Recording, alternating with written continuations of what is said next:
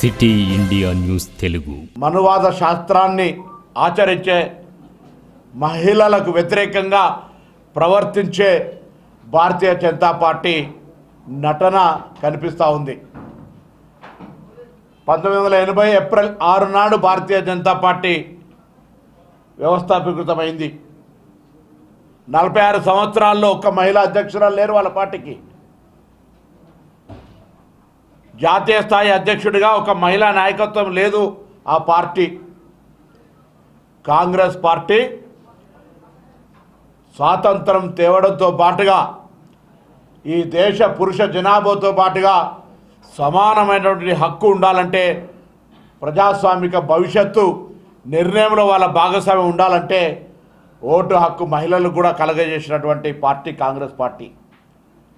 అంతేకాదు, ఇలా స్థానిక సంస్థల్లో లేదా ఆనాడు రాజీవ్ గాంధీ గారు పంచాయతీరాజ్ యాక్ట్, దాని తర్వాత సోనియా గాంధీ గారు మహిళలకు 50%, ఇలా మహబూబ్ నగర్ మేయర్ మహిళగా ఉంది అంటే కాంగ్రెస్ పార్టీ ఇచ్చినటువంటి ఒక ఆలోచన విధానం తప్ప ఇంకొకటి కాదు అని బల్లగుద్ది చెప్పేటువంటి ధైర్యం కాంగ్రెస్ పార్టీకి ఉంది.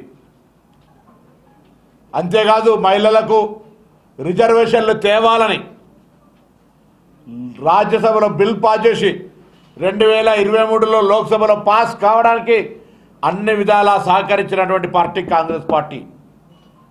కానీ డిలిమిటేషన్కు దానికి లెంక వేసి, మహిళా బిల్లుకు డిలిమిటేషన్కి మనం జనరల్గా చట్టసభ, నేను కూడా ఒక పార్లమెంట్ సభ్యుడిగా 5 సంవత్సరాలు పనిచేసిన, దేనికి ఏ బిల్లుకు అదే తెలంగాణ విభజన బిల్లు 2014, అట్లా ఏ బిల్లు అయినా 371D కర్ణాటకలో ఉన్నటువంటి ఆనాటి హైదరాబాద్ రాష్ట్రంలో ఉన్నటువంటి జిల్లాలకు ఒక ప్రత్యేక ప్రతిపత్తి, సపరేట్ బిల్లు, ఇవన్నీ 2/3 మెజారిటీ అవసరం ఉండేటువంటి సవరణలు ఇవన్నీ.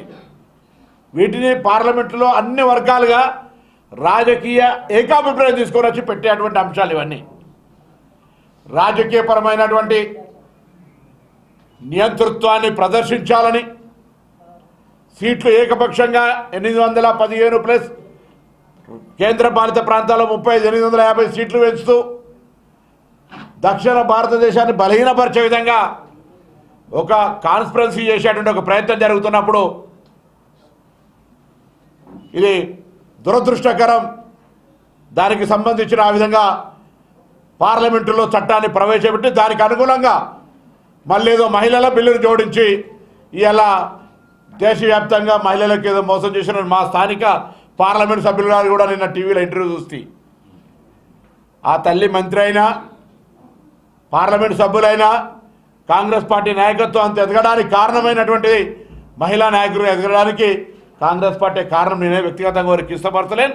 కాంగ్రెస్ పార్టీ మహిళల పట్ల ఉన్నటువంటి సాధికారికత, అభివృద్ధికి సంబంధించినటువంటి నిర్ణయాలు మా పార్టీలో, నేను చెప్తే 46 ఏళ్ళ పార్టీకి అధ్యక్షులు లేడు, మా పార్టీలో తరాలుగా అధ్యక్షురాళ్ళు మహిళలు ఉన్నటువంటి పార్టీ, ప్రధానమంత్రులు మహిళలు ఉన్నటువంటి పార్టీ, లోక్సభ స్పీకర్ మీరా కుమారి గారు ఉన్నటువంటి మహిళలు ఇచ్చినటువంటి పార్టీ, అనేక రాష్ట్రాల ముఖ్యమంత్రులు, గవర్నర్లు, ఇది కాంగ్రెస్ పార్టీ చరిత్రలో మహిళలకు అత్యంత ప్రాధాన్యత ఇచ్చిన పార్టీ. మహిళా రిజర్వేషన్లు వ్యతిరేకం చేస్తుందా?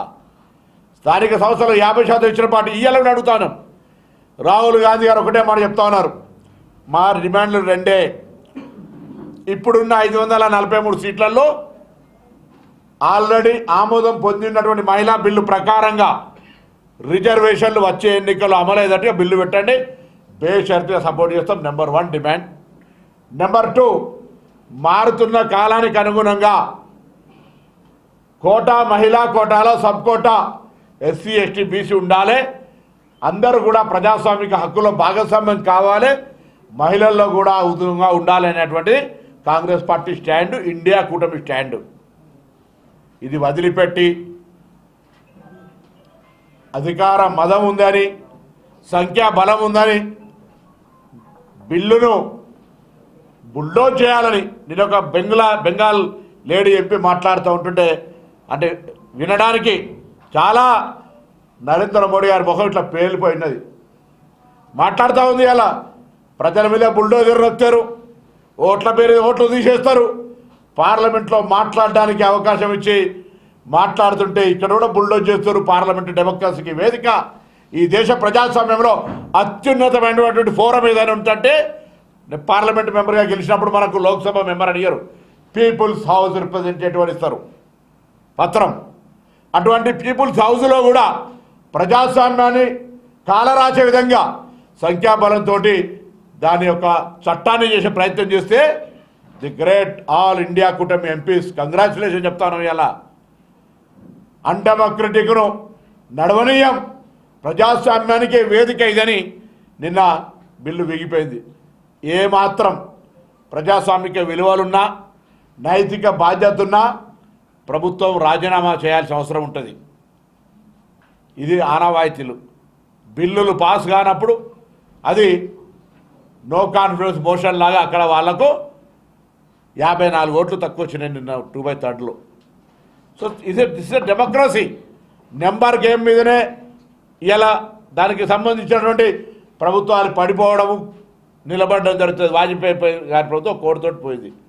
సో ఇలా మేమంతా మరొకడే మాట చెప్తాను, మహిళలకు సంబంధించి మొసలి కన్నీరు గారుస్తూ మహిళల పేరు మీద రిజర్వేషన్కు సంబంధించి నేరుగా ఇప్పుడున్నటువంటి స్థానాలతో బిల్లు పాస్ చేసుకునే అవకాశం ఉన్నా డిలిమిటేషన్ పాస్ కాదు, 2/3 మెజార్టీ లేదు అని తెలిసి కూడా దానికి దీన్ని లెక్క చేసినారు. అనేక బిల్లులు ఇండివిజువల్గానే బిల్లులు పాస్ అవుతాయి, ఇండివిజువల్గానే బిల్లులు ప్రవేశపెడతారు, ఇండివిజువల్గానే బిల్లుల చర్చ జరుగుతుంది.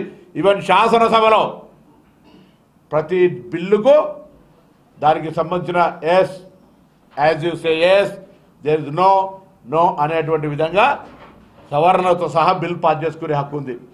కానీ ఈరోజు తప్పకుండా ఈరోజు ప్రజాస్వామ్యంలో రాజకీయంగా నిరంకుశత్వంగా ప్రజాస్వామ్యాన్ని కూని చేసేటువంటి ప్రయత్నం జరుగుతుంటే మరొకసారి ప్రజాస్వామ్యం గెలిచింది, ప్రజాస్వామ్య విలువలకు పార్లమెంటు వేదిక అయింది, దాన్ని కూడా రాజకీయం చేసే ప్రయత్నం చేస్తూ ఉన్నారు. ఏది ఏమైనా కాంగ్రెస్ పార్టీ మహిళా రిజర్వేషన్లకు కట్టుబడి ఉంది. మా సోనియా గాంధీ గారు, రాహుల్ గాంధీ గారు, మల్లికార్జున ఖార్గే గారు కుండ బద్దలు కొట్టి చెప్తా ఉన్నారు, మీ మహిళా రిజర్వేషన్లకు వ్యతిరేకంగా యావత్ ఇండియా కూటమితో సహా.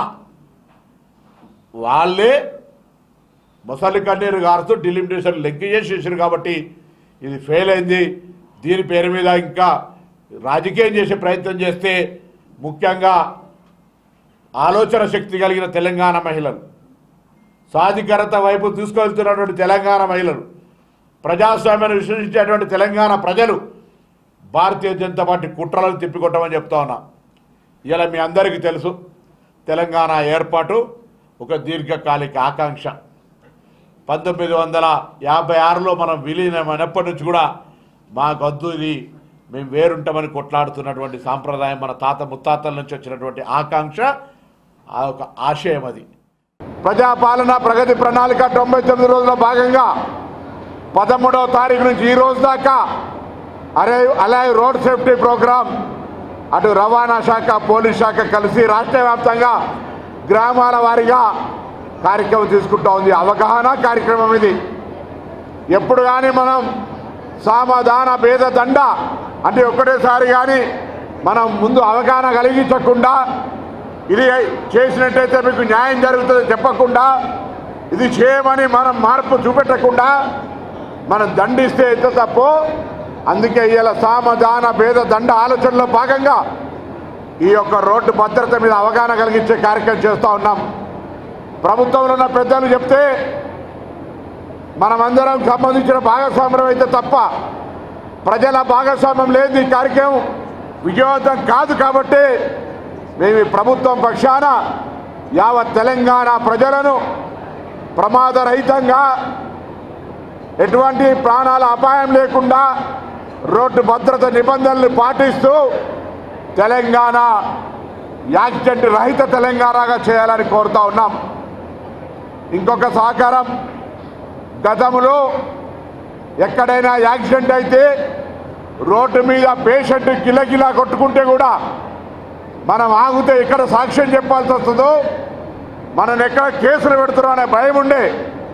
కానీ ఇలా ప్రభుత్వాల ఆలోచన విధానం మార్పు వచ్చి ఎక్కడైనా యాక్సిడెంట్ అయితే అతనిని గోల్డెన్ అవర్ మొదటి గంటలో ఆసుపత్రికి తీసుకువెళ్ళగలిగితే రహవీర్ అవార్డు పేరు మీద 25,000 పారితోషికం ఇచ్చి సన్మానం చేస్తున్నటువంటి ప్రభుత్వ విధానం ఏ విధంగా ఉందో ఆలోచన చేయండి.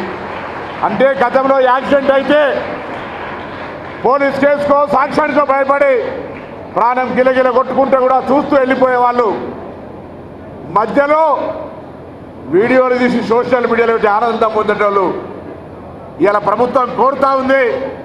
మనం ప్రయాణించే సందర్భంలో ఎక్కడైనా యాక్సిడెంట్ అయితే దయచేసి వెంటనే మానవత్వంతో మొదటి గోల్డెన్ అవర్లో ఆ పేషెంట్ను దగ్గరున్న ఆసుపత్రికి తీసుకెళ్లి చేయండి. రహవీర్ పేరు మీద సంవత్సరానికి అటువంటి 5 సార్లు అవార్డు పొందే విధంగా 25,000 రూపాయలు బహుమానం పొందే విధంగా ప్రభుత్వం ఆచరణలో అమలు చేస్తూ ఉంది. యాక్సిడెంట్ అంటాం, మరొకసారి ఆలోచన చేయాలి. యాక్సిడెంట్కి ప్రధాన శత్రువు ఏం తెలుసా? 2 ప్రధాన శత్రువులు. ఒకటి అతివేగం, 2 మూర్ఖంగా మన ప్రవర్తన. అతివేగం, ప్రతి ఒక్క 12 సంవత్సరాల పిల్లగాడు 35 ఏళ్ల వరకు ఫాస్ట్గా రైజింగ్ చేయాలి. అది శబ్దం సైకిల్ మాట వినిపిస్తుంటే వాడిని చూసి నేను కూడా నడపాలనే కోరికతో నడుపుతూ ఉంటారు. అలవాటు లేక నడపకుండా రాక కింద పడి చనిపోతే మీ తల్లిదండ్రులను కనుక్కొని చిన్న గురించి విద్యా బుద్ధులు నేర్పించి వాళ్ళు కష్టపడి మిమ్మల్ని స్కూల్కి పంపించి మీకు 22 ఏళ్ళు వచ్చిన తర్వాత నీ షోక్ కోసమో ఇంకోటి చూడనీకనో లేదా సొసైటీలో నాకు పేరు రావాలనో మోటార్ బైక్ మీద నువ్వు రయ్య అని పోయి చనిపోతే ఆ శోకం నీకు కాదు నీ తల్లిదండ్రులకు ఉంటున్న విషయాన్ని మర్చిపోవడమే అది కదా కావాల్సింది. అట్లా మర్చిపోకుండా ఉండాల్సిన అవసరం ఉందా లేదా? చనిపోతావు, సరే చనిపోయినావు, చనిపోతే బాగానే ఉంది, బాధపడతాం, ఏడుస్తాం. అప్పుడు అనుకుంటారు తల్లిదండ్రులు కూడా మేము పిల్లగానికి బైక్ ఇప్పించేది లేకుండే ఆ బైక్ 4.5 లక్షల రూపాయలు వాడు ఇంటర్మీడియట్ పాస్ అయితే ఇప్పించినాం, డిగ్రీ పాస్ అయితే ఇప్పిస్తామన్నాం, లేదా నేను ఎంసెట్లో ర్యాంక్ కొట్టుకుంటూ ఇప్పిస్తామన్నాం. ఇప్పించే ముందల బండికి ఆ బండి మీద స్టిక్కరు, ఆ పిల్లగానికి ఒక హెల్మెట్, ఈ విధంగా నడపాలా, నీ మీద మేము ఆధారపడి ఉన్నామని చెప్పే స్థితిగతులు ఉండాలా. యాక్సిడెంట్ జరిగిన తర్వాత చనిపోతే బాధపడతారు, ఆ శోక సముద్రంలో మునిగిపోతారు, తల్లిదండ్రులు పిచ్చోలైపోతారు. లేదు చనిపోకుండా ఏదో బ్రెయిన్ డెడ్ అయిందో, సగం ప్యారలైసిస్ వచ్చిందో, కాలు చేయి పడిపోయిందో, కాలో చెయ్యో పోయిందో, మరి మీ జీవిత పరిస్థితి ఏంది? మిమ్మల్ని చదివించి ప్రయోజకులను చేసి మీరు పెద్దగా అయిన తర్వాత మీ మీద ఆధారపడి బతకాలనే తల్లిదండ్రులకు మీరు ఇచ్చే గిఫ్ట్ ఏంది? పరిగెత్తాలనే షోకులో, ఉరికేయాలనే షోకులో మీరు మంచాన పడితే వాళ్ళు నీ మీద ఆధారపడి బతకాలనుకున్న సందర్భం పక్కకు పోయి వాళ్ళ జీవితం అంతా మీకు సేవ చేసే సందర్భం వస్తే ఆ కుటుంబాలు ఏం కావాలి? ఆ రోజులలో మిలిటరీలో పోతే పాలు తాగడానికి ఇస్తారనే ఆశకు మిలిటరీలో పోయి అక్కడున్న ఒక సుబేదార్ ఆయన్ని గుర్తుపట్టి నీకు రోజు పాలిస్తా పరిగెడతావా అంటే పరిగెడతానంటే పాల కోసమే, తాను ఆకలి తీర్చుకునే పాల కోసమే బూట్లు వేసుకొని పరిగెత్తి ప్రపంచ దేశాల్లో భారతదేశ పేరును అగ్రస్థాయి నిలబెట్టినటువంటి మిల్కా సింగ్ లాగా పరిగెత్తండి. మీ ప్రతాపం బూట్లు వేసుకొని మిల్కా సింగ్ లాగా పరిగెత్తే ప్రయత్నం చేయండి. చదువులతో పోటీపడి చదవండి, చదివి ఉత్తీర్ణులై ఒక పెద్ద పెద్ద ఆఫీసర్లుగా ప్రయత్నం చేయండి. ఇంకా చాలా రంగాల్లో ముందుకు పోవాల్సిన అవసరం ఉంది, ఆ ప్రయత్నం చేయండి. మీ మీద ఆశ పెట్టుకున్న మీ తల్లిదండ్రుల జీవితాల్లో శోకం చూసే విధంగా మాత్రం ప్రయత్నం చేయకండి అని తెలియజేసుకుంటూ